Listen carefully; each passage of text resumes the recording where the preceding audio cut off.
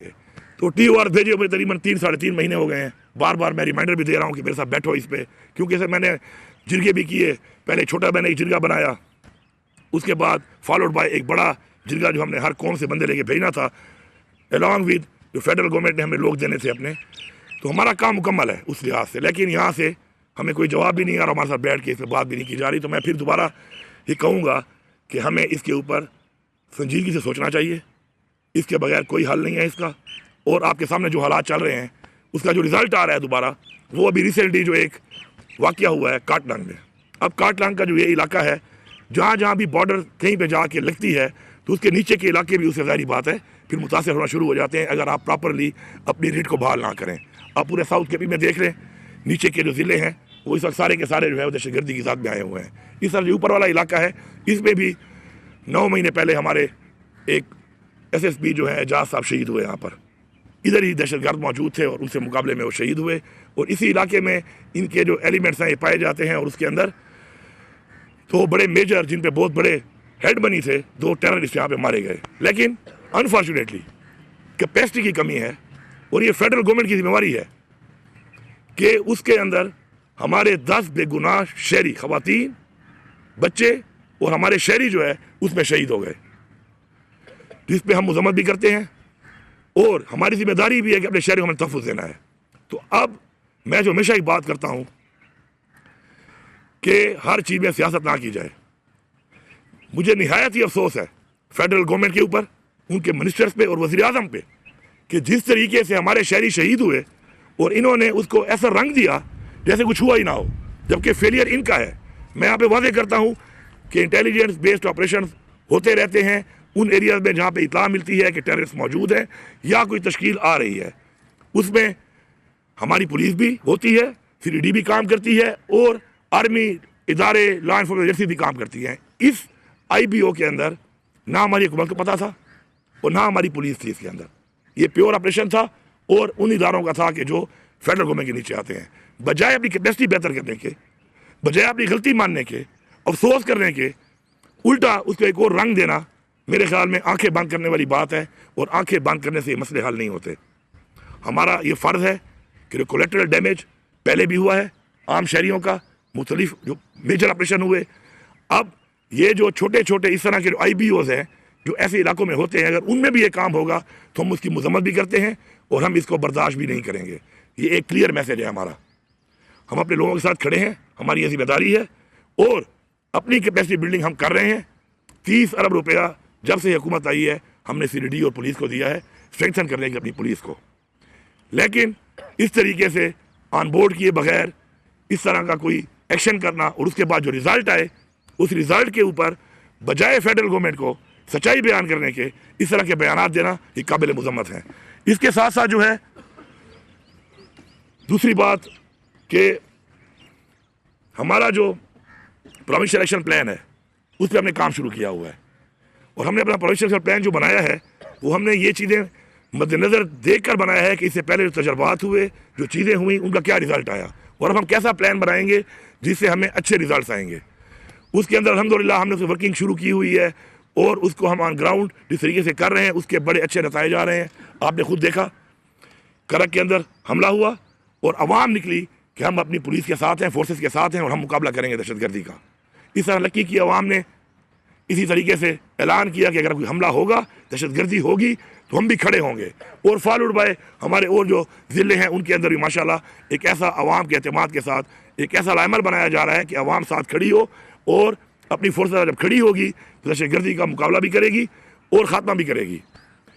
लेकिन यहाँ पर जो रवैया फेडरल गवर्नमेंट और इनकी पॉलिसीज़ का है उससे जो रिज़ल्ट आ रहे हैं, आते रहे हैं और आगे जो मैं देख रहा हूँ वो बिल्कुल बड़े ख़तरनाक है।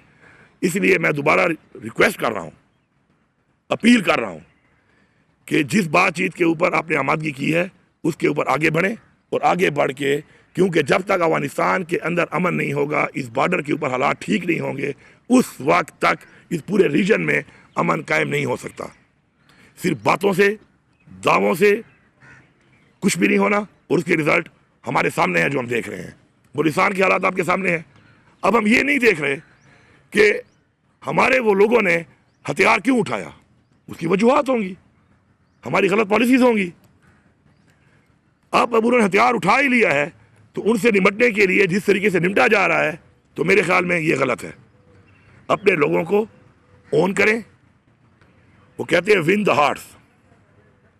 اس جنگ کو جیتنے کے لیے آپ کو لوگوں کے دل پہلے جیتنے پڑیں گے. اعتماد کا رشتہ بحال کرنا پڑے گا, لوگوں کو ساتھ ملانا پڑے گا.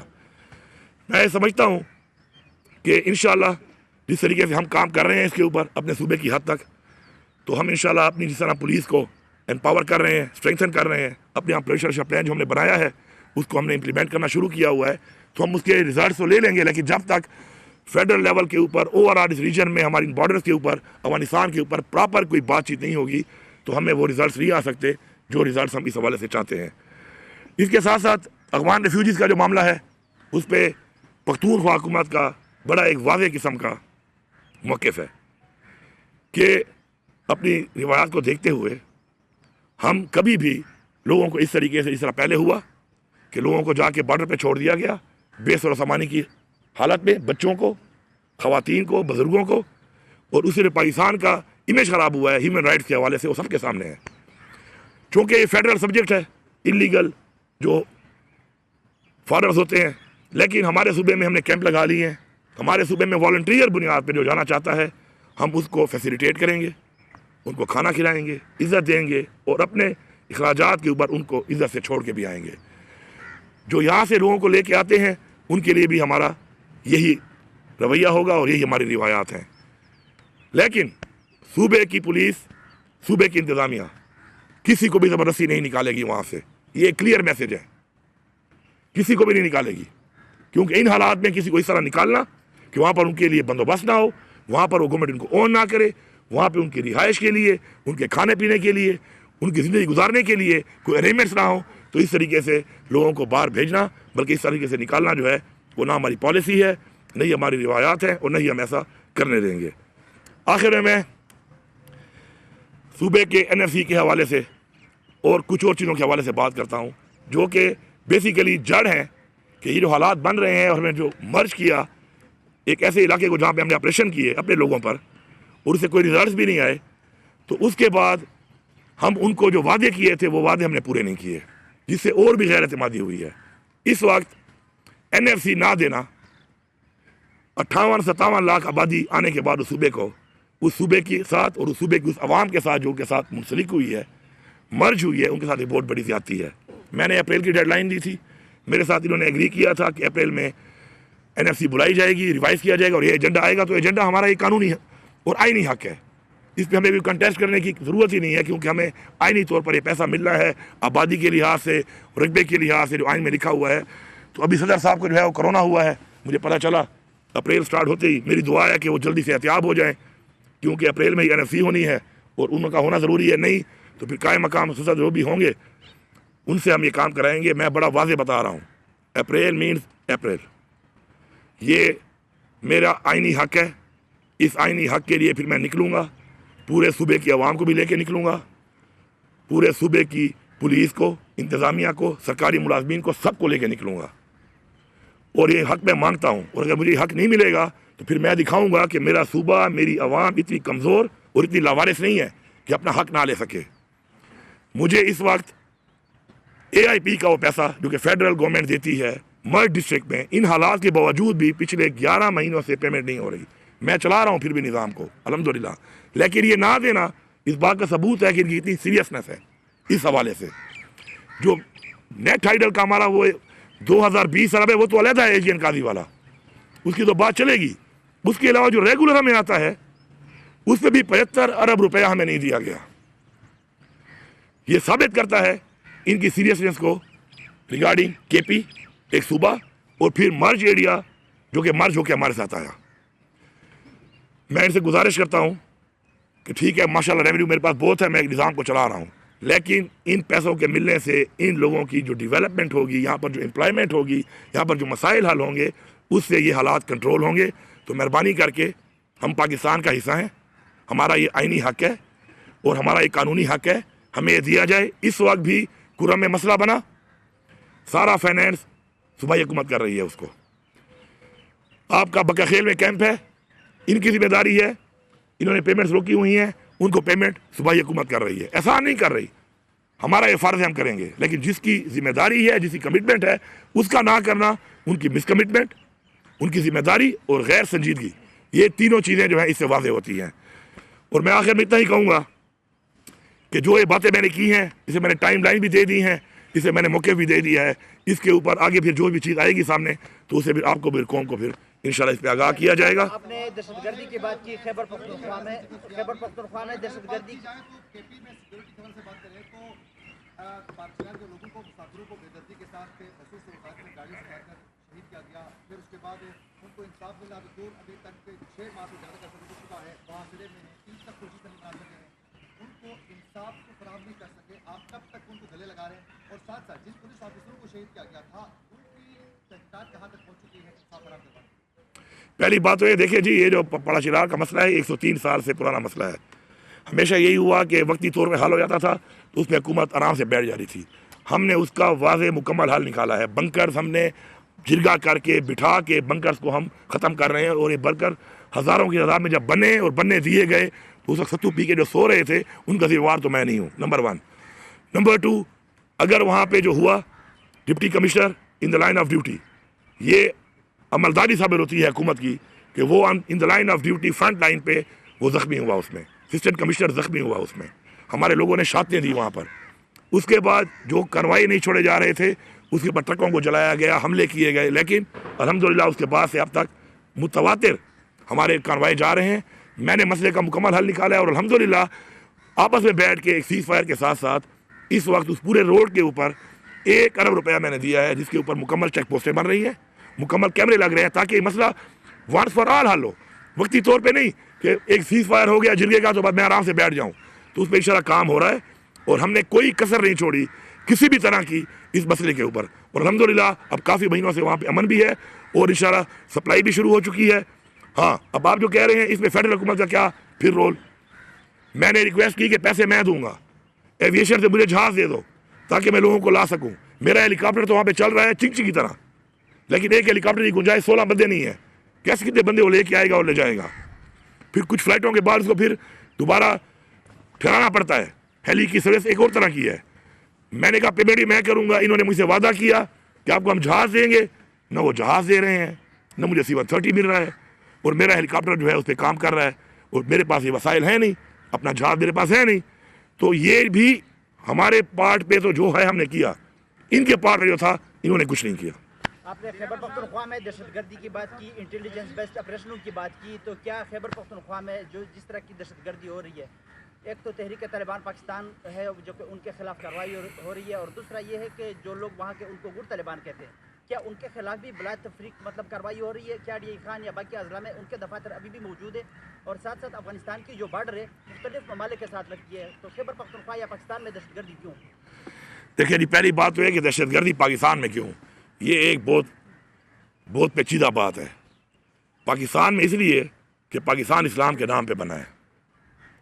پاکستان میں اس لیے کہ پاکستان 27ویں ماہ رمضان کو وجود میں آیا ہے.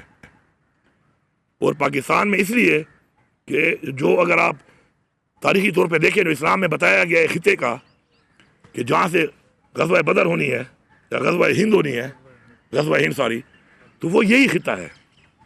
ٹھیک ہے, اب بات یہ ہے کہ جو انٹرنیشنل جتنی بھی چیزیں ہیں اس کے اندر پاکستان, افغانستان, ایران, یہ ایریا ایک فوکس میں ہے. اس میں منرلز بھی ہیں. ابھی آپ کو بہت سی چیزیں وقت کے ساتھ پتہ چلتی ہیں, ہمیں تو کوئی بتاتا نہیں ہے, نکالنی پڑتی ہیں. 1956 سے لے کے 1970 تک ایک سروے ہوا ہے, باقاعدہ ایگریمنٹ پہ سروے ہوا ہے, USA اور پاکستان کی ایجنسیز کے درمیان موجود ہے ڈاکومنٹ. کس چیز پہ کہ مائن اینڈ منرلز جو ہیں اس پورے خطے میں, اور انہوں نے اس کو انڈو پاک کے طور پہ لیا ہے, پاکستان کے طور پہ نہیں لیا. اور اس میں یہ واضح لکھا ہوا ہے اس ایگریمنٹ میں کہ یہ ایک اکنامک بہت بڑا ہب ہے اس مائن اینڈ منرلز کا. اس کے بعد افغانستان پہ حملے ہوتے ہیں, ایران کے حالات آپ کے سامنے ہیں, تمام مسلم ممالک کے اندر جو اس وقت حالات چل رہے ہیں, آپ کویت سے شروع ہوں, عراق, شام, فلسطین, مسلمان ممالک پہ کیوں ہو رہا ہے؟ کیونکہ یہ جو فورسز ہیں جو اسلام دشمن ہیں وہ ان چیزوں کو دیکھ رہی ہیں کہ ہماری قرآن کے مطابق، اسلامی تاریخ کے مطابق ہمارا جو مسلمانوں کا ایک ایمان ہے، اس میں جو چیزیں منسلک ہیں، اس سے نقصان جن کو ہونا ہے، جن فورسز کو ہونا ہے، جن عوامل کو ہونا ہے، تو وہ ہم ہیں، ہم اس کا مقابلہ کر رہے ہیں۔ اور باقی جو آپ نے بات کی ہے، جو گڈ بیڈ طالبان کے بارے میں آپ کہتے ہیں، تو میں تو ہمیشہ سے اس کا مخالف ہوں۔ سر یہ بتائیے گا کہ گڈ بیڈ طالبان نے بات کر لوں کہ پہلے کی ہوئی ہے؟ ملاقات ہوئی ہے آپ کی اڈیالہ جیل میں عمران خان صاحب سے، اس ملاقات کے بعد جو خبریں چلی ہیں،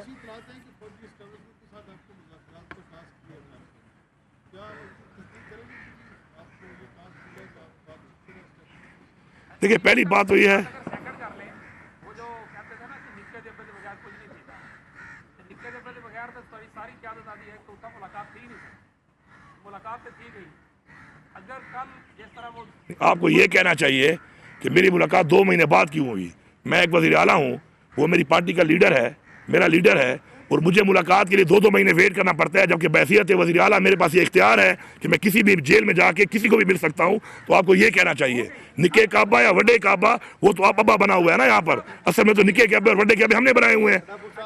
آئینی طور پہ تو مجھے ہر ہفتے ملنا چاہیے، میرے پاس عدالت کا آرڈر بھی ہے۔ علی امین صاحب سادہ سی بات ہے کہ نون لیگ بھی مذاکرات کو نہیں مانتی ہوتی تھی، جب زبیر صاحب باجوہ سے ملتے تھے، بیگم صاحبہ ملتی تھی، تو کیا اب اسی طرح کا پرتو بعد میں نکل سکتا ہے؟ دیکھیں بڑی کلیئر بات ہے، عمران خان صاحب نے خود ہمیشہ مذاکرات کی بات کی ہے، اپنے ایک عمران خان کا جو ایک ویژن ہے اس پہ وہ کہتا ہے کہ مسائل کا حل مذاکرات سے ہوتا ہے، ایسا ہی ہے نا۔ اب بات یہ ہے کہ عمران خان جب جیل سے باہر تھے، اس وقت عمران خان نے کہا کہ میں پاکستان کے لیے مذاکرات کے لیے تیار ہوں۔ اس کے بعد بھی مذاکرات کے حوالے سے عمران خان کی جو مذاکرات کی بات ہے، اس کے اندر عمران خان ڈیل نہیں کرے گا، ڈیل اپنی ذات کے لیے ہوتی ہے، ڈیل اپنے کسی منصب کے لیے ہوتی ہے۔ انہوں نے کی ہیں ڈیلیں، انہوں نے لیے NRO اور ڈیلیں کی ہیں۔ عمران خان ڈیل نہیں کرتا، نہ وہ کرے گا، نہ ہی وہ کسی ڈیل کے لیے اس وقت جیل میں ہے۔ وہ ایک مقصد کے لیے، ایک نظریے کے لیے، جو اس وقت غیر قانونی طور پہ جیل میں ہے، اور اس کی بیوی بھی ہے، ہماری اور لیڈرشپ بھی ہے، ابھی بھی ہمارے بہت سے کارکنان بھی ہیں، تو ڈیل والی بات نہیں ہے۔ ہاں مذاکرات پاکستان کے لیے ان چیزوں پہ جو غلط ہوئی ہیں ان کی اصلاح کر کے اگر ایک راستہ نکلتا ہے تو میرے خیال میں ہمیں اعتراض نہیں ہونا چاہیے۔ ایسی کوئی بات نہیں ہے کہ کوئی مذاکرات کے لیے بانی PTI رضامند ہو گئے یا گنڈا پور صاحب کو کوئی ٹاسک دے دیا گیا، جو اندر ملاقات ہوئی ہے اس کے بارے میں آپ کی پارٹی تردید کر رہی ہے، آپ کا کیا موقف ہے، کیا بات چیت ہوئی ہے، کیا واقعی خان صاحب راضی ہیں مذاکرات کے لیے، انہوں نے آپ کو ٹاسک دیا ہے کہ کریں؟ پہلی بات تو یہ ہے کہ ملاقات ہوئی ہے میری، تردید کر رہا ہے کوئی اور، بیان میں نے دیا نہیں ہے۔ کیا میں نے بولا کہ میرے ساتھ مذاکرات کے حوالے سے خان صاحب نے مجھے کوئی ٹاسک دیا ہے یا میری بات ہوئی ہے؟ میں نے تو نہیں بولا، ایسی کوئی بات نہیں ہے، نہ ایسی کوئی بات ہوئی ہے۔ خان صاحب کے ساتھ میری ایک لمبی تفصیلی ملاقات ہوئی، بڑے عرصے بعد ہوئی، جلدی ہونی چاہیے۔ اس پہ ہم نے حکومتی معاملات بھی ڈسکس کیے۔ سب سے زیادہ خان صاحب جو کنسرن تھا وہ ریگارڈنگ لا اینڈ آرڈر اور ٹیررزم کا تھا، وہ بھی ڈسکس کیا۔ انٹرنیشنل جو ہے ہم نے وہ بھی ڈسکس کیا کہ انٹرنیشنل جو ہمارے بارڈرز ہیں، ہمارے جو معاملات ہیں، حالات ہیں، اس کے اوپر بھی بات ہوئی۔ ساتھ ساتھ میں نے خان صاحب کو پہلے ہی بتایا ہوا ہے، خان صاحب مجھے نہیں کہتا، نہ اس نے مجھے کہا، لیکن بحیثیت وزیر اعلیٰ، بحیثیت PTI کا ورکر، میں عمران خان کی جنگ لڑ رہا ہوں، ہر فورم پہ لڑ رہا ہوں، میں لڑتا رہوں گا، جو مجھ سے ہوگا میں کروں گا اور میں کر رہا ہوں۔ سی ایم صاحب آپ نے NFC ایوارڈ کے حوالے سے بات کی ہے، تو ہمارے صوبہ خیبر پختونخوا کے تربیلا ڈیم کی رائلٹی میں تقریباً اب جو 2000 ارب روپے ہے، کیا وہ بھی جو کہ بیلنس چلتا آ رہا ہے وہ بھی اس NFC ایوارڈ میں ایجنڈے کا حصہ ہوگا، یا صرف آپ NFC ایوارڈ پہ جائیں گے؟ NFC علیحدہ ہے، یہ CCI کا ایشو ہے۔ چنگیز خان جدون ہوں، پیام خیبر نیوز۔ جی، یہ NFC ایک علیحدہ ایشو ہے، یہ جو آپ بات کریں یہ CCI میں ہے، یہ AG انقاذی فارمولے کے تحت ہمیں پہلے بھی ایک 1680 ارب روپیہ ہمارا جب تھا تو اس کے اندر خٹک صاحب کے ٹائم میں انہوں نے ایک ڈیل کر کے 80 ارب روپے میں باقی ختم کر دیے تھے۔ اب وہ پیسے بڑھ کے 2020 ارب بنے ہوئے ہیں، اس سے بھی ہماری بات ہو رہی ہے، میں نے لیٹر بھی لکھا ہے اور اس پر کام ہو رہا ہے انشاءاللہ۔ وہ بھی ہماری ایک علیحدہ جنگ ہے، وہ علیحدہ CCI کے اندر انشاءاللہ آئے گی، اس پہ بھی انشاءاللہ ہم کنٹیسٹ کر رہے ہیں، اور ابھی انہوں نے کہا کہ اس پہ بات کرتے ہیں، ایک BT بھی اس پہ ہوئی ہے، اگر رزلٹ نہ نکلا تو ہم اس معاملے پر اور ہمارا جو ٹوبیکو والا ہے اس معاملے پر ہم انشاءاللہ سپریم کورٹ میں بھی جا رہے ہیں۔